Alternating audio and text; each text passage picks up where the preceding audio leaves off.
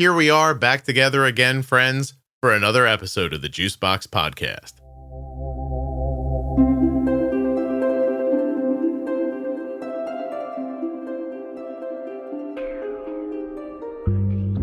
Kristen is the mother of a child with type 1 diabetes.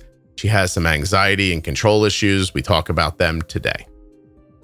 Please don't forget that nothing you hear on the Juicebox Podcast should be considered advice, medical or otherwise. Always consult a physician before making any changes to your healthcare plan or becoming bold with insulin. Don't forget to save 40% off of your entire order at CozyEarth.com. All you have to do is use the offer code JUICEBOX at checkout. That's JUICEBOX at checkout to save 40% at CozyEarth.com. AG1 is offering my listeners a free $76 gift when you sign up.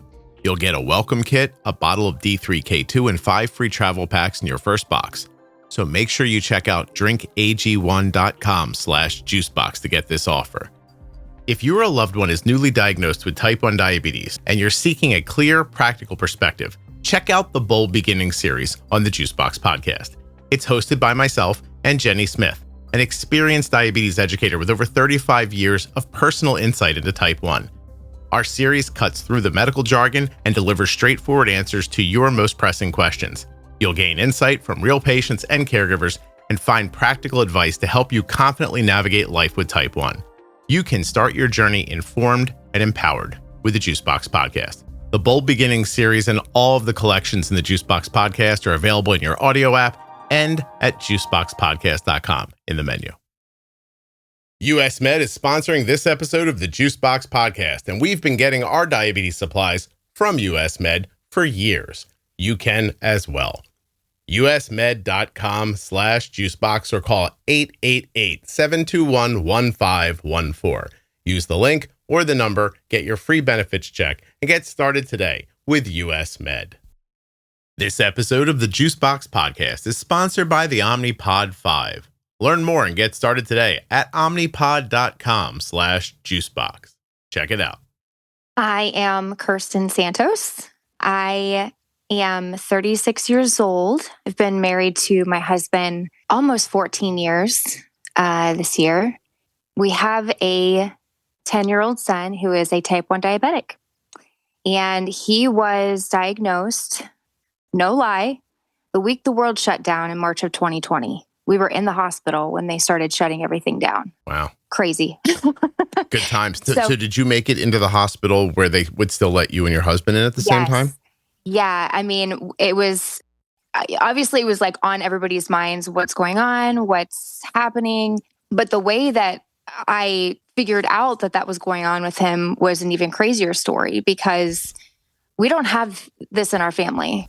My husband, he's got a cousin who's got a son that has it, but that's like a distant relation. So there's no history of it in our family other than that. And it was like a flip of a switch. It was the weirdest thing. He was 5. In that January, he started eating more, becoming more thirsty, your typical signs. But, as a mom of a young kid, he's my only one. All I could think was maybe this is some kind of weird growth spurt. Mm-hmm. So one day I picked him up from school and he had been wetting the bed every night that week, multiple times, getting up multiple times to go to the bathroom. And then the night before, 7 times he got up. And I'm like, this is not normal. Yeah. This is like, something's wrong. And my husband, he's like, no, I'm sure it's fine. And, of course, what do moms do? We Google. And I Googled and that was the first thing that came up. And he says, there's no way that's what's going on. And I'm thinking, no, there's got to be something else. There's got to be some other crazy, simple explanation. That Google doesn't know about.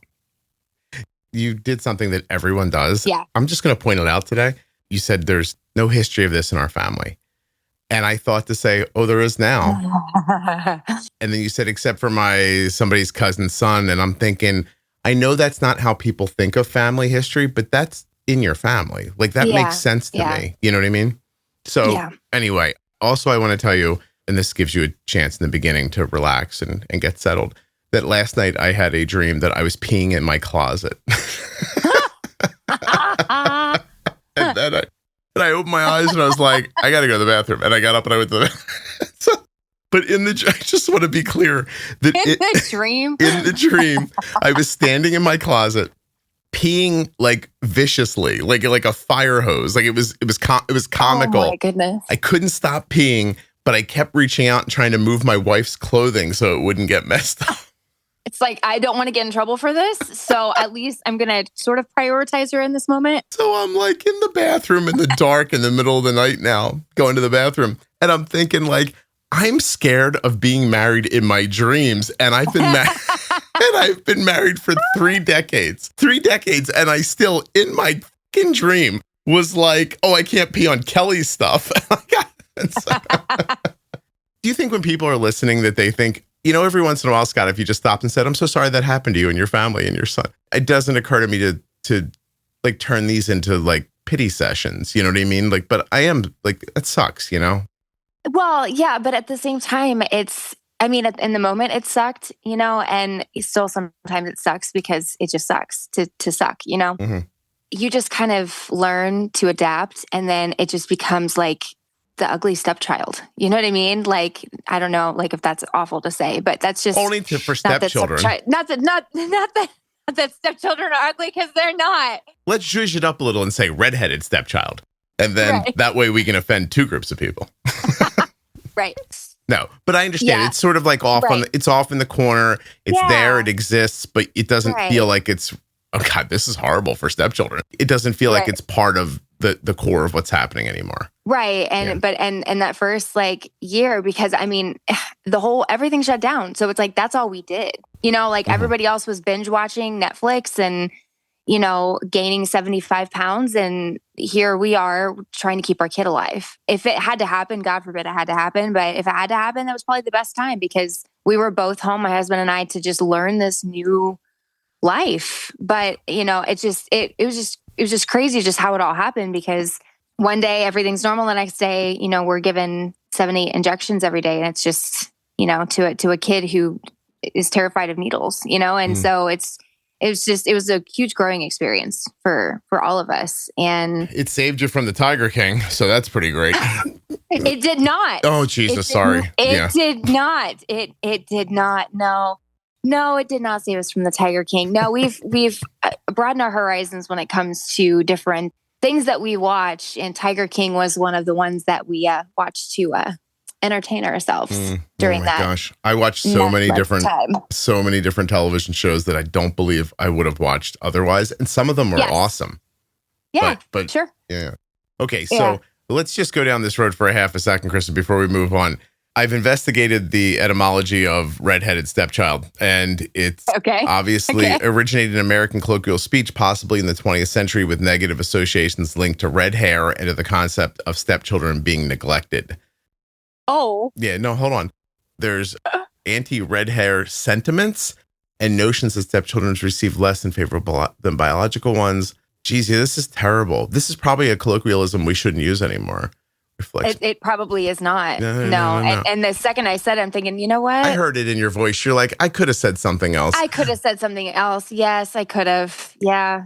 When you are brought up and you grow up around these sayings and you're just so used to inserting them in conversations, and then it's like, wow. I'm not policing you. Don't worry. I was just thinking we could figure out where it came from, but it doesn't look like it's not giving me much more. Anyway. So now we're educating everyone that this is probably not something we should say going forward. I would not say it if I was them. Unless, well, no. But see, I'm older, Kristen, so I was going to say unless there's no redheads or stepchildren around. and then it's probably... it's funny because it is just a colloquialism. It makes a point. You know what I mean? Like, you hear it and you understand what somebody means immediately. Right. It is very unfair to the people who are called out in it. So, anyway, moving on. So the kid gets the type 1. Let's go back to the idea that during COVID, having time to focus on it was important, because I think there's a good thread in there. So you're all home, able to focus on it. What is it that time gave you? My daughter is 20 years old. I can't even believe it. She was diagnosed with type 1 diabetes when she was 2, and she put her first insulin pump on when she was 4. That insulin pump was an Omnipod. And it's been an Omnipod every day since then. That's 16 straight years of wearing Omnipod. It's been a friend to us, and I believe it could be a friend to you.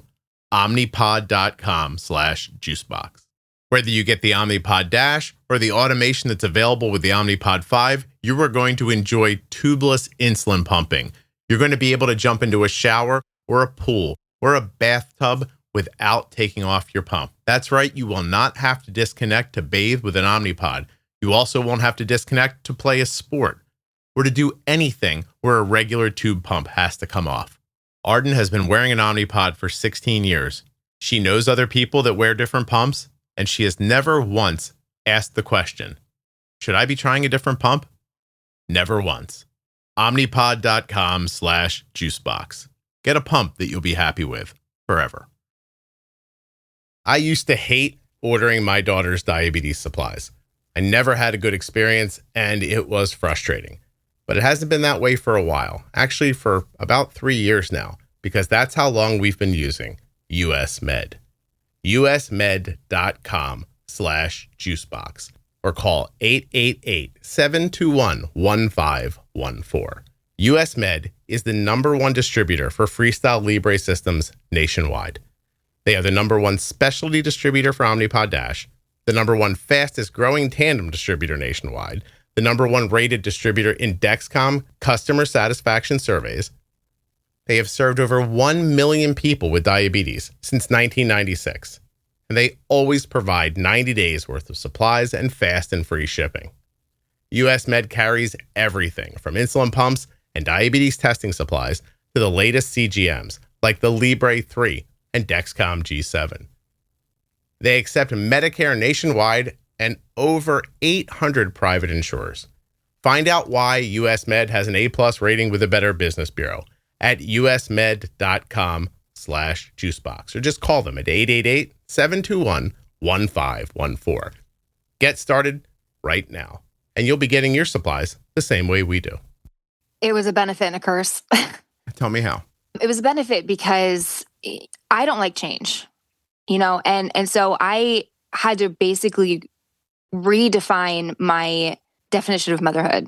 Here I go from someone who is protecting and, sheltering and, nurturing to someone who's inflicting pain and who's, holding down a child who doesn't understand and is screaming at the top of his lungs. And he's saying, Mommy, like, why are you hurting me? Don't do it anymore. And all these things are like, it's all going against everything I believe as a mom. And so I had to go into a room separately to then address myself and say, you're doing this for his benefit. It's not hurting him, it's helping him. And and having this separate conversation with myself. Yeah. How old was he again? Remind me. 5. Okay. Yeah. Jeez, no, that sucks. He said those words, why are you hurting me? Yes. Awesome. Yes. Do you respond? Yeah. My response really was to get through it at first, to then address that later. You spend 3 days in the hospital. They give you all this stuff. And then it's like, all right, good luck. And you go home. And I remember like the first day we got home and we checked his blood sugar. It was 239. And I'm like, oh my God, what do we do? What do we do? What do we do? And I'm looking at my husband and I'm like, I don't remember. I don't remember anything. Like, I don't know. I know nothing. Yeah. What do we do? And he said, just call the endo. So I called the endo. She's like, it's fine. This is what you'll do. Follow the paper. And I'm like, oh my God.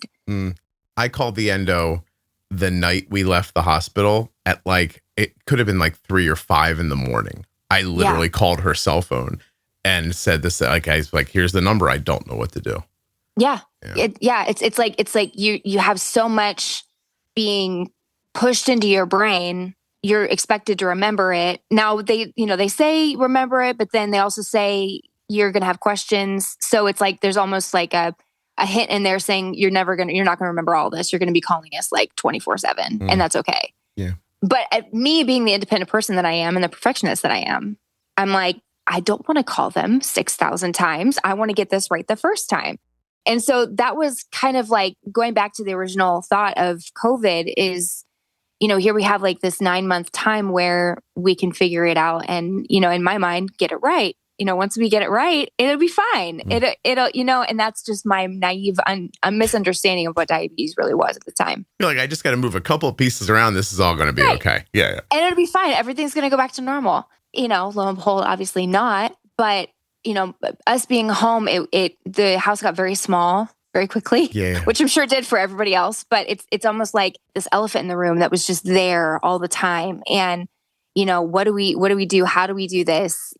Who's holding him down this time, and who's wiping the tears away, and who's grabbing the Band-Aid, and so my husband and I, we just really just had to hunker down and focus and figure out, our new routine and our method. And that time gave us the chance to do that. But at the same time, it also grew the monster in me that is the perfectionist. And I still to this day, I know I'm not the only one. I have Sugar Mate up on my phone all the time. When I'm at work, when I'm laying in bed, I am a full-time college student too. How long has it been now since the diagnosis? 5 years. And you're still staring at the numbers? I'm still staring at the numbers, yes.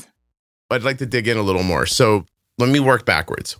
What's his time in range and his A1C, that kind of stuff, like present day? Present day, time in range, we're going to say it's 81%, 82%. Okay. And his A1C is what, like 6.2? 6.4. This last one. Okay. Yeah, he's gone through a couple growth spurts that have made his sugar a little more resistant. That's still awesome. That's a great A1C. And then, so my question is why are you staring all the time? Like, are you constantly fiddling with it, or is it anxiety? It's probably both. It's the need to control it, even though I know it's not controllable 100%. It's like this lie I tell myself. It's like this, if I'm looking at it, then I have better control over it. It's some kind of like mental thing, I think. I thought you were going to say illness. Were you like this prior? As far as being controlling? Yeah, I guess so. Yes. Always. Always. Yes. I am a type A to the core. I have to have everything lined up, because if something catches me by surprise, I come undone, I come unglued. And part of me thinks this is life's way of trying to retrain me and say, hey, you can't control everything. So, here's something that is completely uncontrollable. Kristen, you'll take this well, because I see you and I have a good vibe together. What did you used to point your crazy at before diabetes? My husband. I was going to say, if I was married to you, you'd have been in my dream telling me, don't pee on that. Don't pee on that. My husband. Yeah. 100%. To the point where, so you guys were younger. I know it's funny. You said you were married for 14 years and I thought, I'm at the part of my life where I thought, that's quaint. So how old are you? Tell me how old you are.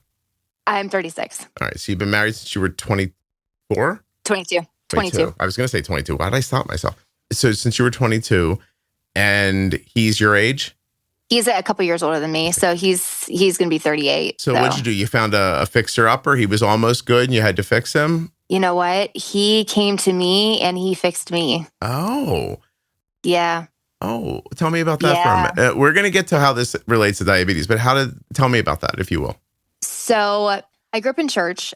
My dad was in ministry. I've been exposed to that my whole life and a part of that my whole life. And when you're brought up in a Pentecostal upbringing like I was, there's a lot of expectations with that. And I think that played into a lot of my control issues.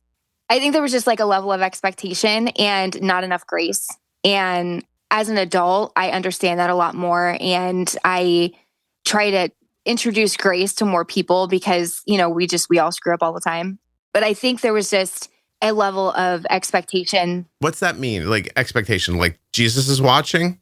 To always be on. Always be presenting myself the way that I needed to be. Because he was the pastor and people were looking, or because God's going to send you to hell if you don't?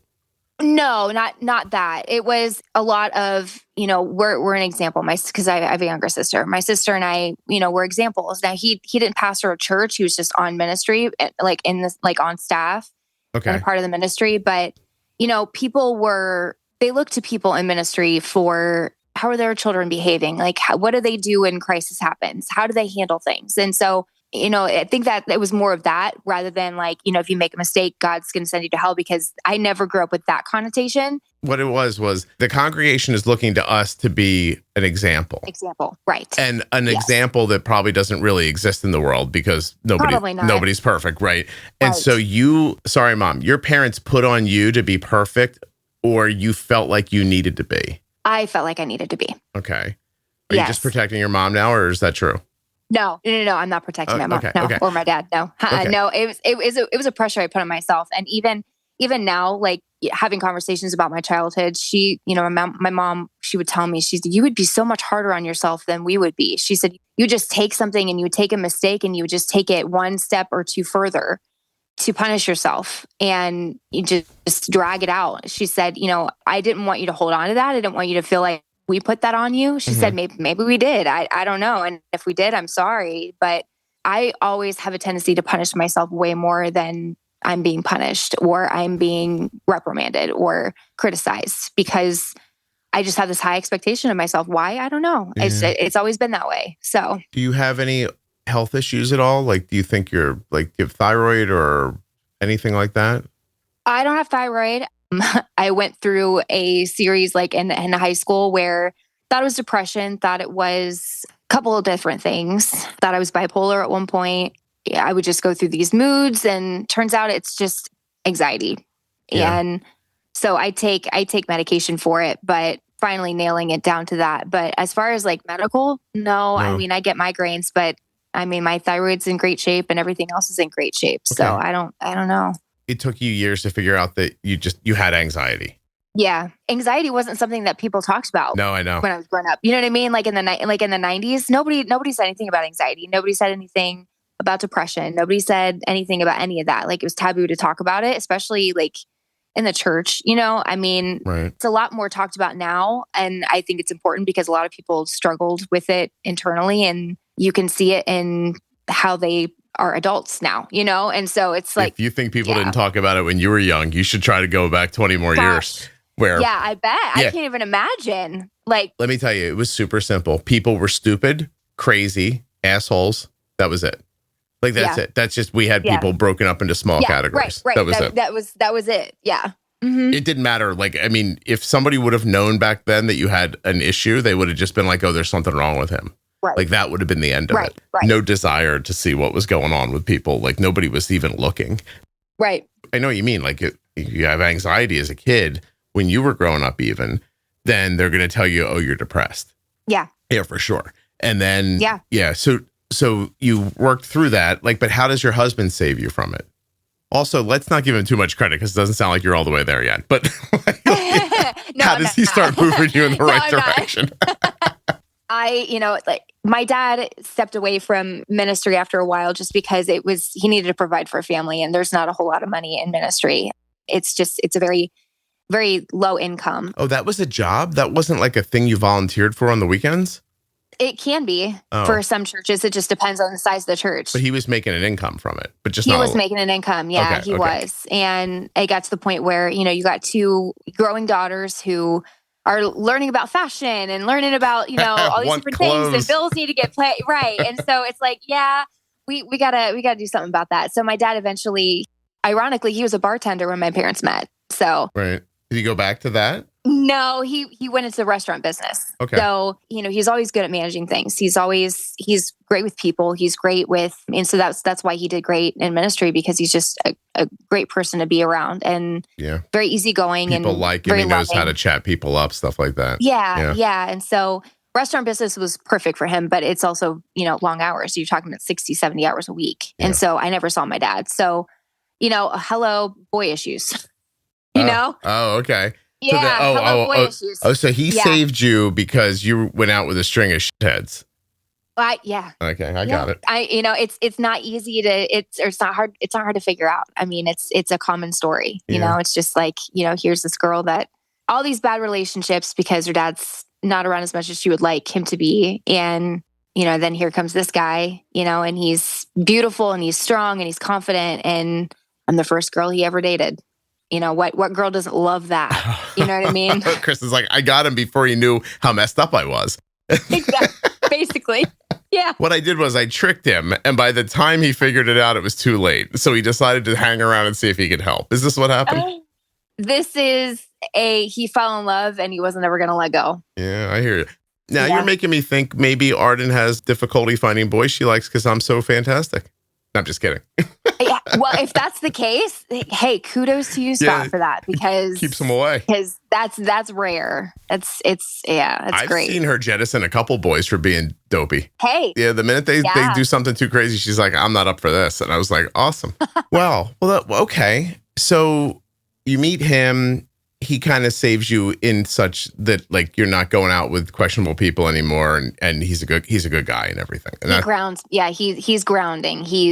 I balance him out. He balances me out. He's the analytical one. He's the one who criticizes. He's the one who sees everything in black and white. And then here I am. I see everything in Technicolor. What, do you add like a little excitement to his life? Oh, yeah, exactly. Yeah. Oh, a lot of excitement. He says I'm the only one that can actually like really make him angry. He's got a very, very long fuse. I'm the one that shortened that by a long shot. So I meant excitement, like fun, but you were like, no, I can really piss him off. Excitement too. Yeah, sure. Yep. I mean, we'll add that in there, but I mean, probably 50% of it is like, oh my gosh, what, like, you're crazy. But then the other 50% is, hey, you're fun. So I said to my wife one time, I was like, do you think like every 10 years legally we should be allowed to punch each other in the face once? I was like, hey, I like that idea. He'd probably go for it too. She was like, I'll definitely hit you. And I was like, awesome. Yeah, I get what you mean. Like you're just around people for a long time and you can bring like passion out of him. But do you bring it out of him passionately or do you nudge him till he just explodes? We've learned, being together, we started dating in 2009. We've really learned a good balance, if I'm being honest. I mean, for the first 5 or 6 years, it was a little crazy, just, figuring out how we can communicate. Cause that's like the biggest thing is like just figuring out how to communicate. Okay. Do you both struggle with it or just? Yeah. We both struggle because like his upbringing is a whole other different, whole other different thing. And very different from mine, even the fact that he was raised in a Christian home too. So we've got a lot of that background as the same. But as far as, just different family situations, it was very different than mine. And Kristen, can I ask a question there? Because and this is going to sound rude, but I don't mean it rudely. What is it about his upbringing that let him put up with what you were doing? You see what I'm saying? Like, how come he didn't how come he didn't look at you and go, no, thank you? Like, there's a reason, like something, what'd you do? Are you super pretty? Or like, I'm not even kidding. Or like, is it like, do you just think you were just so different than what he was used to that it was fun? Like, what do you think? That's a question I've ever been asked before. Even by counselors, I've never been asked that. Well, it's because they don't have a podcast, but that's okay. Right. I think, and this is going to sound like such like a cookie cutter answer, but I really think this is what he would say if he was sitting right here. Okay. He would tell me and he would say it's because he saw the bare bones of what I actually am and who I actually am, besides all the crazy, because the crazy came from circumstances. Yeah. I wasn't like that growing up. I was a very happy-go-lucky kid and I had a great childhood and, a lot of the pressure I put on myself. And so having him kind of be around to kind of alleviate that pressure and kind of like help me realize I don't need to put that much pressure on myself. It kind of unearthed who I really am. And I think he saw that. And I think that's kind of why he stuck around, because there's more than just the crazy potential. And I really think I really think that's what he would say. Yeah. I think that's what a lot of people would say. Mm-hmm. Because I know my wife wasn't like buying what was for sale. She was buying what she thought could happen. Yeah. And I think I was too. Like, and my wife grew up in a weird situation, not as religious as yours. I had similar feelings when we were younger. I was like, this is a great person. Like she's been through some stuff, but like I can see it in her. Like I told her when she was really young, we were like in our early 20s. I was like, you're going to be a really terrific mom one day. I was like, I could just tell. And she really is. Like it just, like it was in there. And, anyway. You understand, I want to talk about all of this to get back to why you're up that kid's ass about the diabetes. Right. Yeah. So, okay, so I think we have enough background now. So, present day, well, let's go through diabetes management a little bit. Would you say you have it together? Like you understand how to manage things and, it's not easy every day, but like most days it's manageable?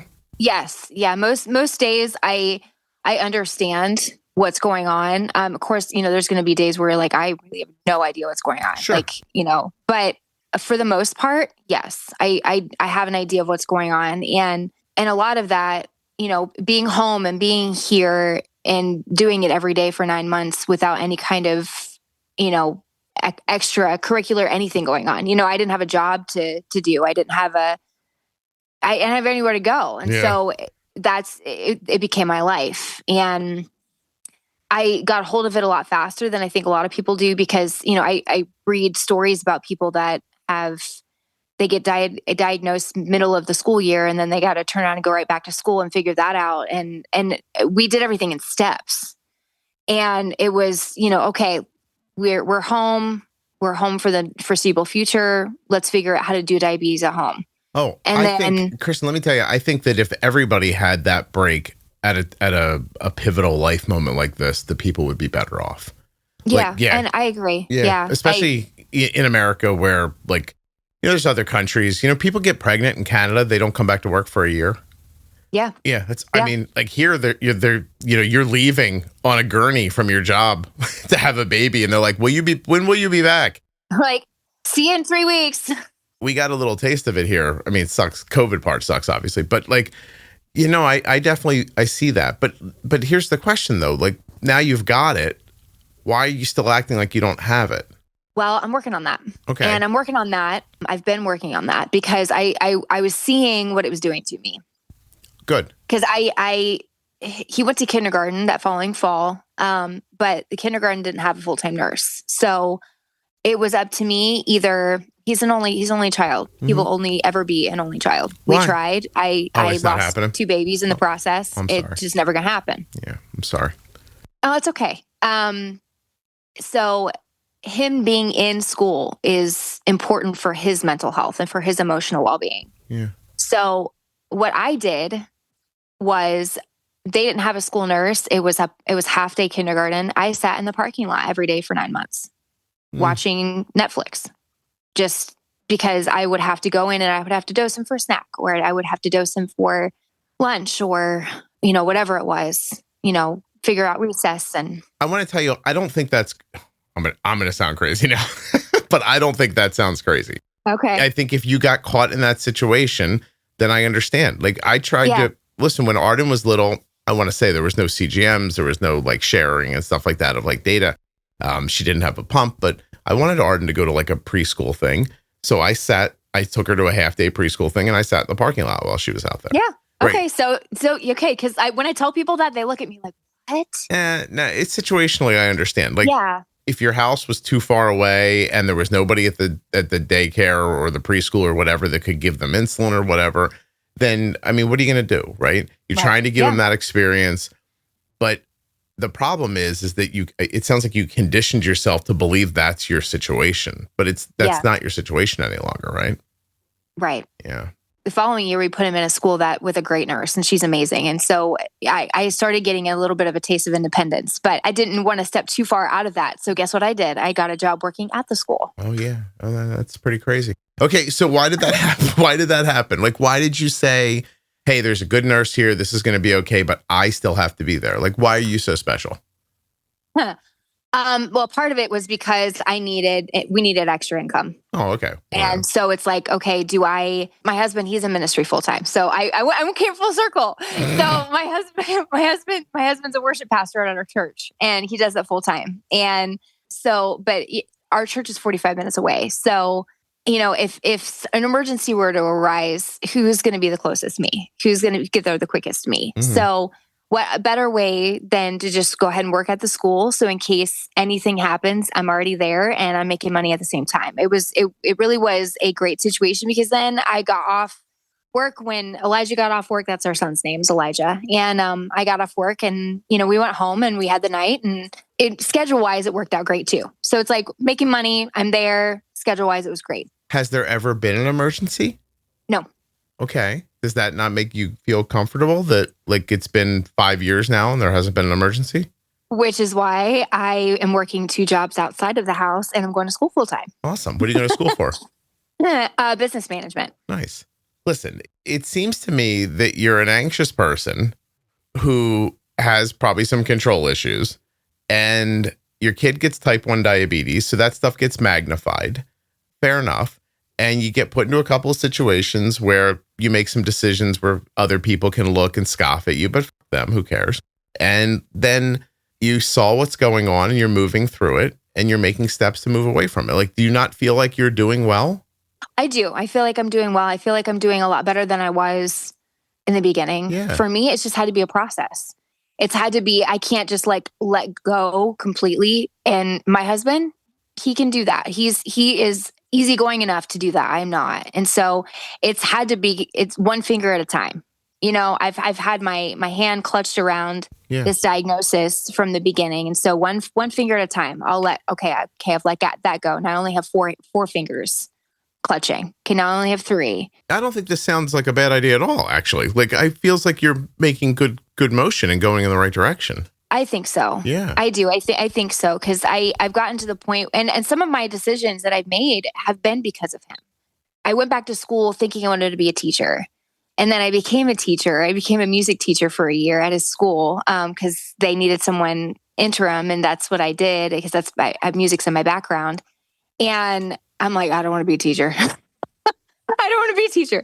Then again, that is that whole persona of, you know, taking care of a bunch of little kiddos and being responsible for them and having to get it right. And because if not, then, you know, I'm a part of that journey where maybe they're not reaching their benchmark and all that. And I'm like, I don't need that pressure.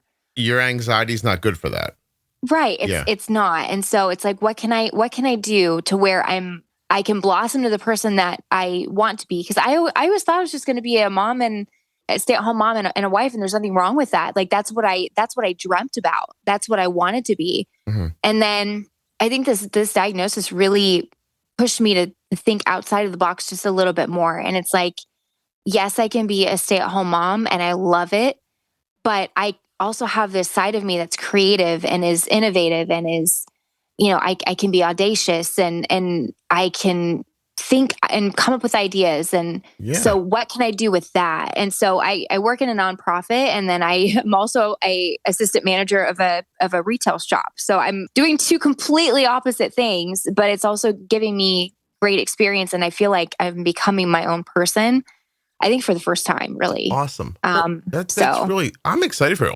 I was a stay-at-home parent for a really long time. And there's some aspects of it that are awesome, like really genuinely awesome. And, you know, my connection with my kids is one of them. You know, being around for people when they need people is awesome. Like the less money thing's not as awesome. But I hear you. Like the entire time you're doing it, you think there are other things I could be doing. And I'd like to go find out what those things are at some point. You know, it's funny. I still do it. We have a situation. Our situation currently is that, you know, Arden went to college for a couple of years and just really didn't, for a number of reasons, didn't like being away. Had some bad luck with a place she was at. And, you know, she's home now and she's commuting to college. So she's here now, which is fantastic. Yeah. My son got out of college, got a job, went off to another, you know, he went halfway across the country, worked there for a year, said to himself, like, this isn't right. I know which direction I want to go into. Can I please come home?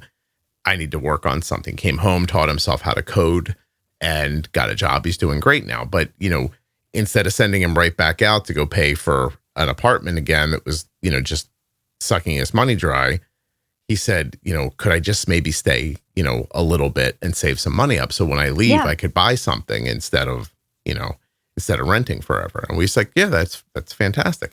So they're still here. Yeah. But now my son's, you know, 25 and Arden's 20. And I don't take care of them, obviously. I'm not running around picking up after them or anything like that. But I still do the things I do. Like, you know what I mean? Like, there's still times where, like, I mean, they do their own laundry, but there's times where I'm like, hey, I'm doing laundry. If you have something, put it here.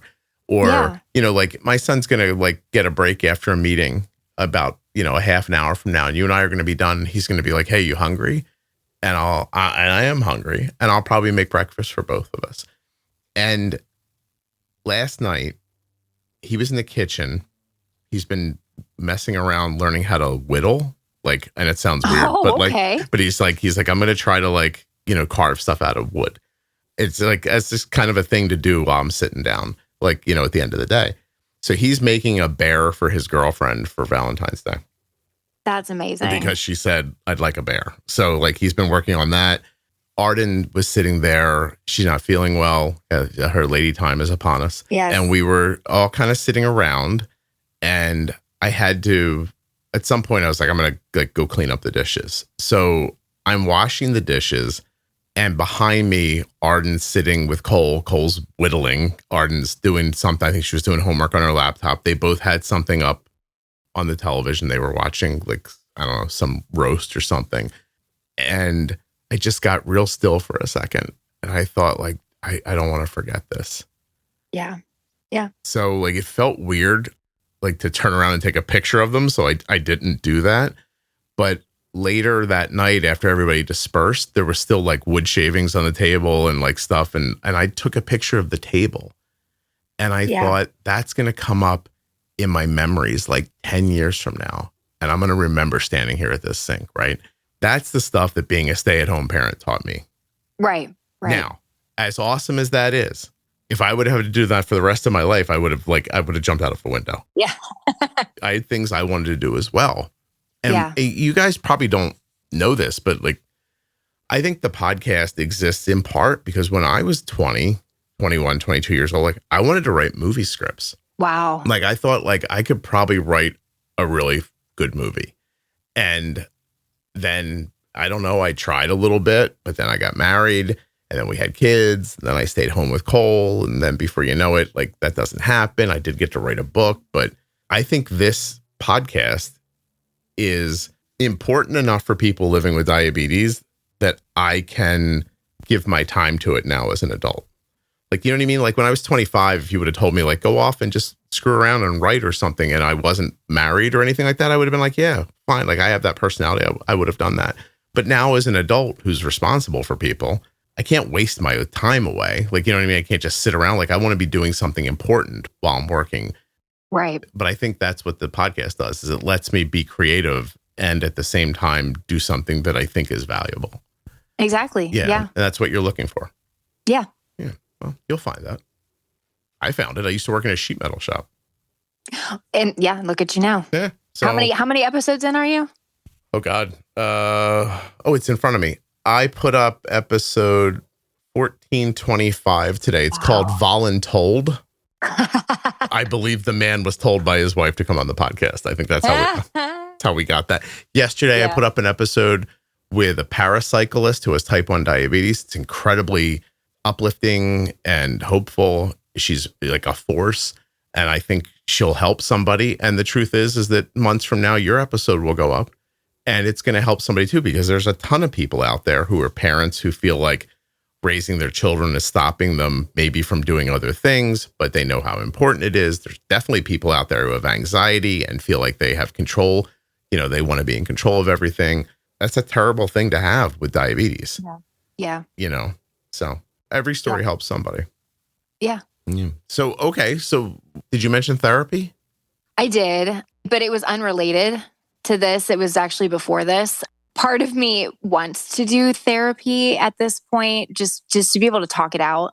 You know, my husband and I, we talk about it all the time. We talk it out, and you know, you can talk about it with other people that are in the situation, not in the situation, but are extensions of the situation. My parents, my in-laws, both sides of grandparents, they both watch Elijah, and they're very forthcoming and wanting to spend time with him and make sure that they're always learning and they're always paying attention, and while also uplifting him and being a part of his life. Mm-hmm. But you can sit down and talk to them about all of this, and they can understand to an extent. But, you know, when you're living with it every single day, it's just different. And so, you know, talking with my husband, it's more vent sessions than anything. And, you know, he'll turn on and vent to me. And so, you know, it's just more just blowing off steam. But I am an advocate for therapy just because of how much it's helped me in the past with other situations. I am hesitant to go now because I know what they're going to tell me. They're going to tell me that I need to relax and I need to help my son kind of walk into this independent season he's going to be walking in as a teenager and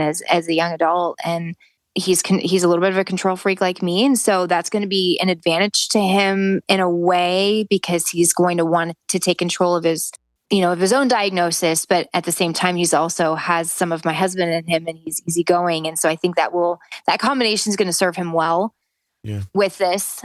I'm encouraged by that. And he understands and he grasps and he wants to learn and he wants to be independent. Still wants mom to do things for him, but still wants to learn to be independent. But the older he gets, the more I see, the less I worry. I'm always going to worry. I'm his mom. That's just what we do. But I think he's really going to take this and kind of figure out how it works for him and not the other way around. And that gives me peace. And I think that's kind of also what has allowed me to step back and not be so on top of it, and need to be on top of it. And I've learned to let go a little bit in that way, just by not being as much around as I have been. I've been basically the main one the last, the first 3 years, and now working 2 jobs and going to school full time. I am not the main person. I'm still a main person, but I'm not the main person. We're now sharing it. And so that's given me a chance to relax, but also given me a chance to just kind of discover who I am as a person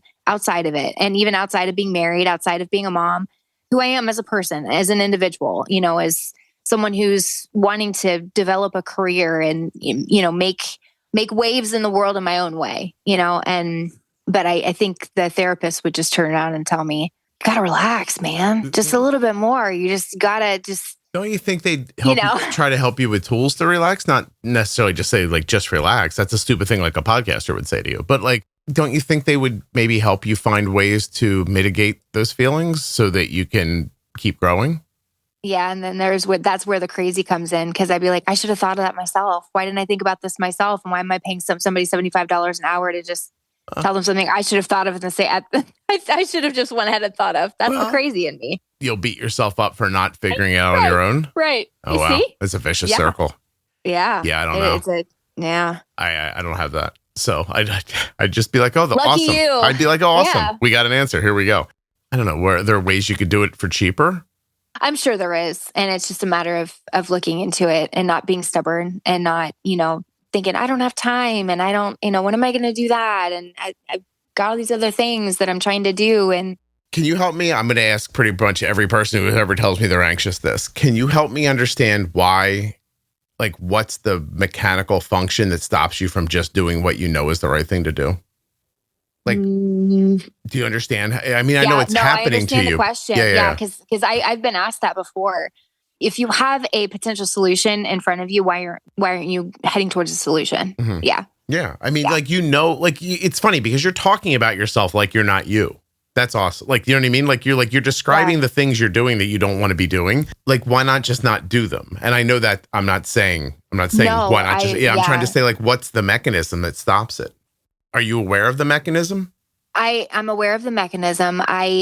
So for me personally, and I'm just going to be really honest because I see the solution. I know the solution's there. It really just boils back. Sometimes I just want to really feel sorry for myself and just kind of wallow in that overwhelming feeling. And I'm not sure where that comes from. If I'm really trying to dissect it, when I'm in that state of mind, the focus is on me. And I think that's really where it comes from. Again, probably diabetes related because we're always focused on the diabetes and, working our life around it. And so I think, kind of internalizing all of that, but then you bringing it out when I just need someone to pay attention to me and to, nurture me and to baby me just a little bit. Honestly, I think that's where it comes from. So when you don't feel like somebody's babying you, your word, right? Mm-hmm. Yeah. You do it for yourself. Yeah. Yeah. Is it wallowing or is it not sad? Is it just I'm going to sit here for a while and have the feelings that I deserve to have? Before it was, I just feel this way and I'm not sure why. But as I've gotten older, I think I feel this way. I'm going to allow myself to feel this way. I'm going to give myself permission to feel this way. But do you feel that way for a minute, an hour, a week, a month, a year? It can be a couple of days and then I pull myself out of it. And a lot of it is keeping myself busy and having goals. And I've learned that about myself too. If I don't have something I'm working towards, I could sit there and I could wallow for weeks and I could just be in that state of mind for weeks. Is there a benefit? Do you feel when it's over, do you say to yourself oh, that was good time spent or that was not time well spent? It was not time well spent. It's never time well spent, at least not for me. Oh. It's not time well spent. I mean, there are healthier ways, at least for me. And I say all this in pertaining to me, not anyone else, obviously, because everybody's got their own way of dealing with things. But I feel better when I'm busy, but there's still this part of me that feels I need to just be in my feelings and just validate that in myself and then move on. Even if after I do that, it's like, well, it helped, but it didn't. I don't know how much benefit that gave to me. We're just going to move on now. Mm. And so I think that's just kind of like still that part of me that I'm still learning to grow and I still need to grow in to just, there's got to be a healthier way to do that. There's got to be a better, more beneficial way to do that. Then I have this routine of, okay, these feelings are here. How do I purge them in the right way to where I don't disrupt the flow? Because when I disrupt the flow, it just sets everything off and everything's just, I've got to take extra steps to get back on track. Did the medication you mentioned earlier help that at all? It does. Yes, it does. It took a while to figure out what I needed to have. And so there was different times where I was taking different things and sometimes it helped, sometimes it didn't. Now we finally, my neurologist of all people, put me on it. What'd they give you? Lexapro. Okay. Yeah. And I can tell when I don't take it or when I forget to take it or, I fall asleep, on the couch and I wake up the next morning and I'm like, oh, I forgot to take that last night. I can feel it when I don't take it because I don't feel as steady. I feel a lot more even when I take it compared to when I don't. And I have way less, I need to be in my feels when I take it compared to when I don't. So again, all part of the process of. Yeah, no, I hear you. I appreciate you sharing this too. Thank you. Yeah, sure. It's not a thing that I think people who don't go through it could probably understand. And the people who are going through it are, can use somebody else saying this happens to me as well. Mm-hmm. So, yeah, it's just, my husband doesn't understand it. He kind of knows his cues, I guess. There's certain things that I need from him. And he's like, okay, like this is what's going on with you. You feel, a little panicky. You feel like you're going to come out of your skin. You feel you can't like sit down and settle. And he recognizes all of that. And so he's learned to kind of figure out how to respond. Then I get past it and then I'm fine. He's really great that way. But for someone who doesn't deal with it, like he doesn't understand. He's like, I don't get that. I don't, know. Is there really anything anybody could do? Right. You know what I mean? Like I hear people say all the time, like I need to be supported by the people around me, et cetera. But you ask them what that means and they never seem to really know what that means. So for me, when I say like, I just need you to support me, I don't want him to dissect the problem. Like, don't try and figure out like, okay, like what's causing this? I just need you to just sit here and just be in this moment with me while I work through it. Does he do it? He does. And he'll sit there with me and, and then I'm like, okay, I'm good. He's like, all right, you're good. Okay. He's very like, let's deal with this and move on. And so it's like, it goes a lot smoother if I'm upfront with him and telling him, hey, this is what I'm going through right now. He's like, okay, let's deal with it. And then we can move on. And rather when I'm like, dropping breadcrumbs, it's like, no, figure this out. I'm trying to drop you clues and you're like completely oblivious. And I need you to understand what's going on right now, but I'm not actually going to physically say it because I want you to figure out, that whole thing. Like a lot of women do. Are you trying to scare young men from getting married right now? Is that what you're doing? I'm trying to give a little bit of a, women really have no idea what we're doing. We never know what we're doing.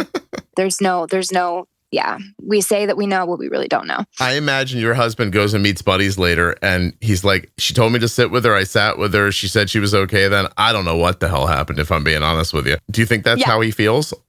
Yeah, I do. Yeah. Yeah. What if that's not what he thinks? Is there value in him not telling you what he thinks, or is there no value in it? If he had like a different thought, if he's like, look, Kristen, I think you should try this, or I think you should maybe work towards this direction instead of trying the thing you're doing, which is, where we end up all the time and doesn't seem to get us anywhere. What if you tried this? If he did that, would you be like, get the hell out of here? Or would you be interested? Or what do you think? The grown-up part of me would be like, oh yeah, that sounds like a great suggestion. But the girl in me says, I don't want to hear that. Okay. Yeah. So then that's where you need the therapist. Yeah. Yep. Yeah. For whatever your relationship with your parents is or was, it feels like you're probably stuck there a little bit. Mm-hmm. Right? Yeah. So you have to go figure that part out so that you can have an adult conversation with your husband. So when you have a problem and he has an answer that's different than what you're thinking of, you can be open to hearing that answer. Right? That makes sense. Yeah, absolutely. That's more productive. And it's, again, like you just said, that's more of an adult grown-up conversation rather than, I'm not going to insert my input. I'm just going to sit and be and let you deal with it. And then, we'll wait for the next come around. So, I mean, the point, like you said earlier, you guys balance each other out really well, but then aren't you ignoring his perspective if you force him to have your perspective?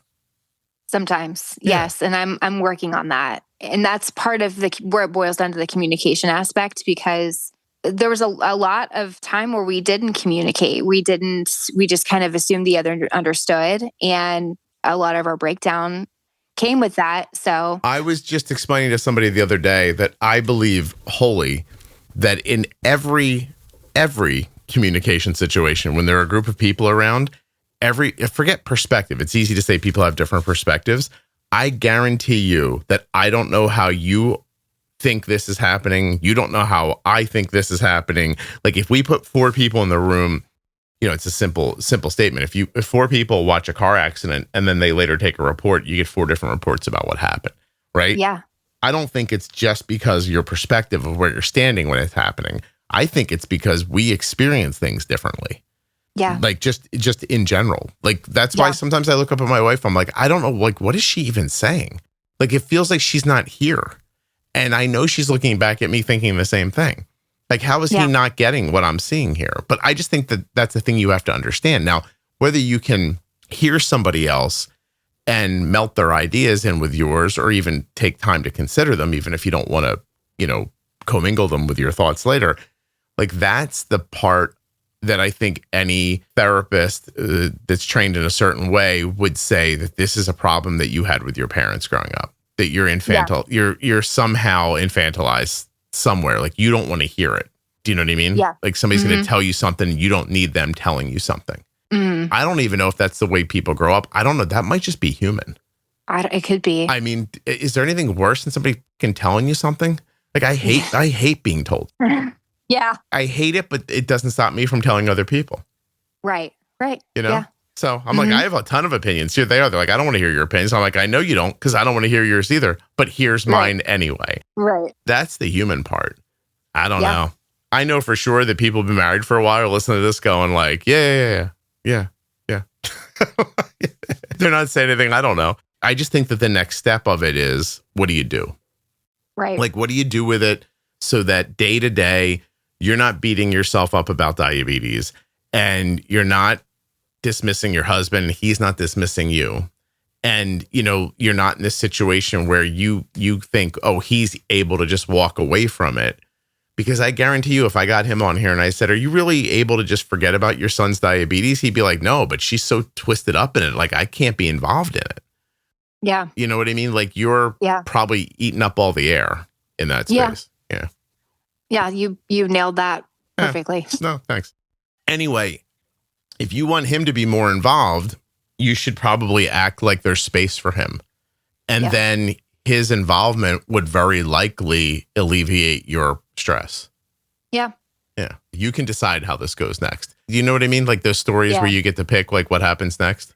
Mm-hmm. Yeah. You get to pick. The interactive stories. Yeah. You just got to pick the right thing. Right. You keep picking, stay here and be in this part. Yeah. Yeah. Just pick the next story. Yeah.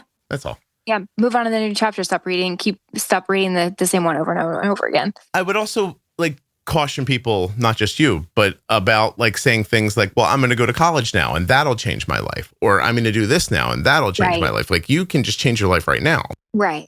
You can be a college student doing the things that you don't want to be doing, or you can be a stay-at-home mom who isn't doing the things you want to be doing. Like, I don't think the place you are or the thing you do or the thing you are is going to magically change this part. Like this part is just I think it's a conscious decision just not to do it anymore. Yeah. And then when you see it happen, just don't do it. Yeah. Cause you can try and mask it as much as you want to with situations or, things to get involved in, but it still doesn't change the root of the problem. Right. you're just putting a different face on it. What did they say? Like putting makeup on a pig or something like that. Is that a saying? Yeah, something like that. Yeah. That's probably offensive too. Probably. But yeah, like you're not changing your situation. You're changing your surroundings, hoping it changes your situation. Right. Yeah. That's not how that's going to work. No, because that's not life. Yeah, that's not growth. Yeah. All you got to do is listen, here's all you have to do. Whatever you're stuck on at whatever age you're stuck on, just get past it. That's what you're trying to do. Now, it's obviously not that easy.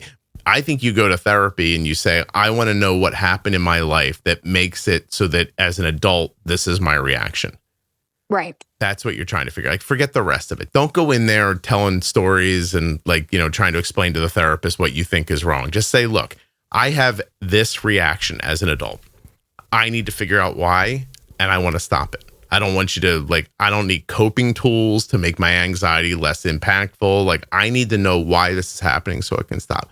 Now, some people would tell you at this point that there's studies going on at Hopkins where you could just take some mushrooms or something and it'll be gone the next day.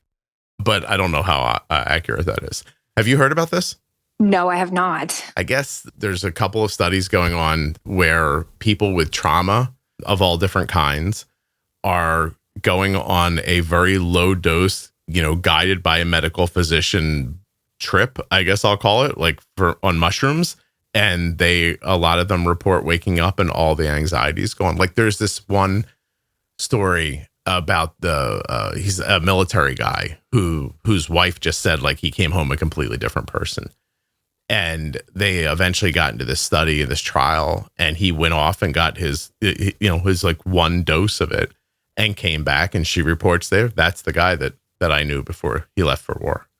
That sounds like something out of Alice in Wonderland. Yeah, I don't know if it's true or not. This is the thing I've been hearing in a couple of different places lately. So wow, it occurs to me that and by the way, that doesn't mean you should go get a mushroom and try it yourself. I'm certainly not saying that. I'm sure if you listen to the doctors, there's very specific dosing, and I actually think there's a heart issue that you could have while you're using it if you do it wrong. So you want to be around medical people while it's happening. Right, it's obviously. Consult your medical professional. Yes. I'm certainly not telling you this is how to handle it. I'm just telling you I've been hearing stories about it. The reason I share it is because what it makes it seem like is you mentioned earlier, a switch gets flipped.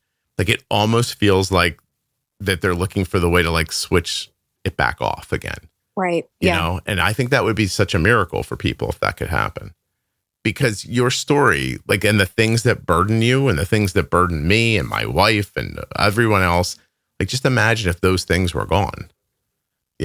That's pretty awesome. How alcoholism would go down and drug abuse would go down and probably people hitting each other and the way everyone yells at each other online and, all the other things that come with it.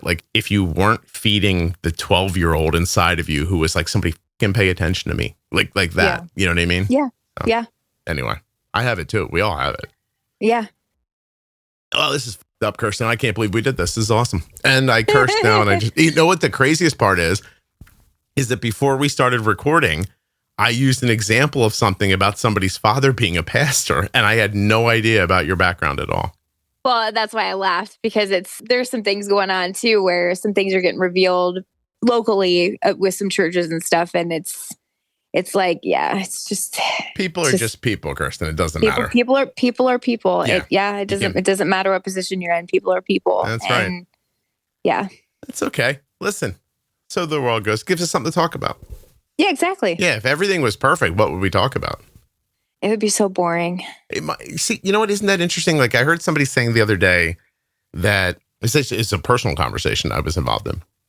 And someone said, hey, isn't there a possibility that eventually if we just got an AI to be the government, that everything would be better? And I was like, oh my God. It was interesting, big idea question.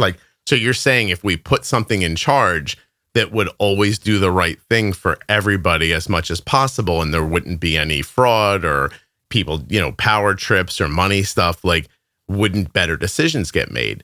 And I said, perfect world.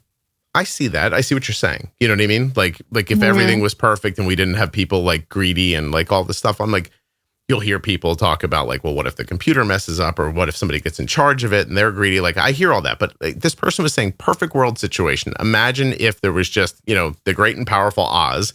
And I know that's a bad example because I believe he wasn't like really looking out for people either. But like, imagine there was a thing that actually was just doing it. Would that make society run smoother? And I thought, in a perfect situation, I think it would. And then my next thought was, oh, that might be boring. Isn't that crazy? Like that isn't it crazy that my next thought was like, oh, that might be boring. Like what would we do then? Just get up and everything would be perfect all the time? I'd get up, I'd go to work, I'd make a certain amount of money, I'd have enough money to do like, can you get to Star Trek? You know what I mean? Where everybody's just out there doing the right thing and enjoying their thing and painting if they're a painter and, like that kind of, I don't know. I have no idea. But anyway, I thought it was interesting. And and it makes me think about that, like what you just said, like maybe it would be boring then if everybody wasn't like this. I don't know. It would be boring, and there wouldn't be any really, really good Netflix shows to be created. Yeah, because where would all the intrigue be? And where would all the intrigue be? Where would the creativity be? Yeah. Let me just say, I just finished the Diplomat. Oh, I was super pissed that there was only 6 episodes in the second season. I was having such a good time. I actually have a friend who's related to a diplomat. And I said, can you find out if any of this is real, please? She said, I don't think it is. And I was like, it might be. I need you to find out. I need to know because I just invested so much of my time. I need to know if any of this is actually real. Yeah, like which parts of this are just bullshitty like TV stuff and which parts of this are like super accurate. You know what I mean? Like that's what I wanted to know. Anyway, I don't know. Like here's my hope is that if you get to somewhere where we're not just arguing about the same stuff all the time over and over again, personally, politically, world, everything. If everything just ran smoother, like, would we all just level up? Like maybe, you know what I mean? Like maybe there'd be a lot more time and headspace to do amazing things that would just make humans better and make everybody's lives easier. I don't know. Like, I don't know. But anyway, at the moment, it's the wild kingdom. So. All right, Kristen, you were terrific.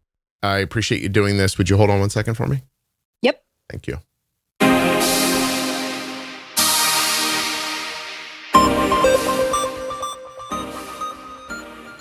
The conversation you just enjoyed was sponsored by Omnipod 5. You want to get an Omnipod 5? You can. You want to make me happy? Do it with my link, omnipod.com/juicebox. A huge thanks to US Med for sponsoring this episode of the Juicebox Podcast. Don't forget, usmed.com/juicebox. This is where we get our diabetes supplies from. You can as well. Use the link or call 888-721-1514. Use the link or call the number, get your free benefits check so that you can start getting your diabetes supplies the way we do from US Med.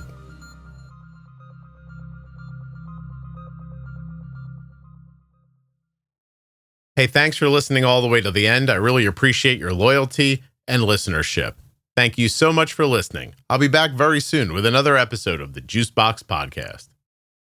If you're living with type 1 diabetes, the After Dark collection from the Juicebox Podcast is the only place to hear the stories that no one else talks about.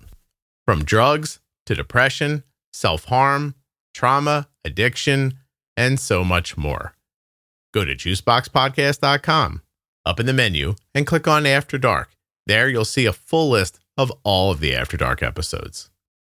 The episode you just heard was professionally edited by Wrong Way Recording. wrongwayrecording.com.